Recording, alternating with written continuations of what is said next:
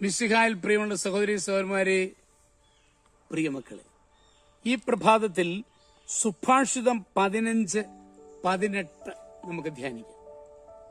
The book of Proverbs chapter 15 verse 18.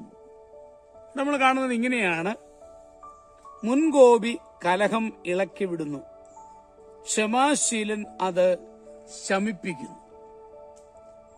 മുൻകോപി എവിടെ ചെന്നാലും വഴക്കുണ്ടാകും. ക്ഷമാശീലൻ അതിനെ ശാന്തതയോടെ കൈകാര്യം ചെയ്യും.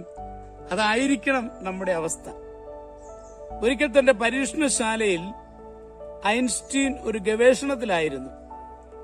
അപ്പോഴാണ് ഭാര്യ അരിശത്തോടെ അങ്ങോട്ട് വന്നത്. ഇവിടുത്തെ വേലക്കാരനെ ഇപ്പോൾ തന്നെ പറഞ്ഞു വിടണം. അവൾ പറഞ്ഞു. ശരി. ഐൻസ്റ്റീൻ ഗവേഷണത്തിൽ കണ്ണെടുക്കാതെ മറുപടി പറഞ്ഞു. അപ്പോഴേക്കും വേലക്കാരൻ പയ്യനും ഓടി വന്നു.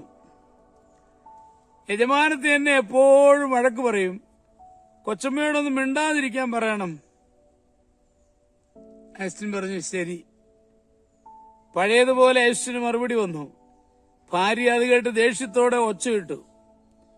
നിങ്ങൾ രണ്ടുപേരും കൂടെ എന്നെ ഒറ്റപ്പെടുത്താൻ ശ്രമിക്കുകയാണല്ലേ? പിന്നെ അവൾ കരഞ്ഞുകൊണ്ട് തുടർന്നു, അതിന് ഞാനൊന്നും പറഞ്ഞില്ലല്ലോ.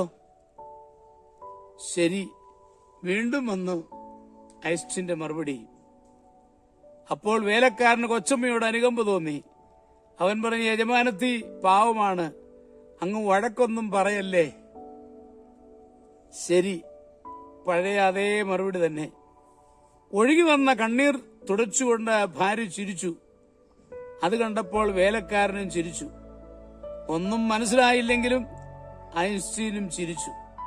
കോപത്തോടെ വന്നവർ സന്തുഷ്ടരായി തിരിച്ചുപോയി. അതെ, നമ്മൾ ശാന്തതയുടെ മനുഷ്യരായി മാറുക, അതാണ് ഏറ്റവും ആവശ്യം. നമ്മുടെ കർത്താവ് മിശിഹായുടെ കൃപയും പിതാവായ ദൈവത്തിന്റെ സ്നേഹവും പരിശുദ്ധാത്മാവിന്റെ സഹവാസവും പരിശുദ്ധ അമ്മയുടെ മധ്യസ്ഥതയും നിങ്ങളെല്ലാവരോടും കൂടി ധാരാളമായിട്ടുണ്ടായിരിക്കട്ടെ, എപ്പോഴും എപ്പോഴും എന്നേക്കും. ആമേൻ.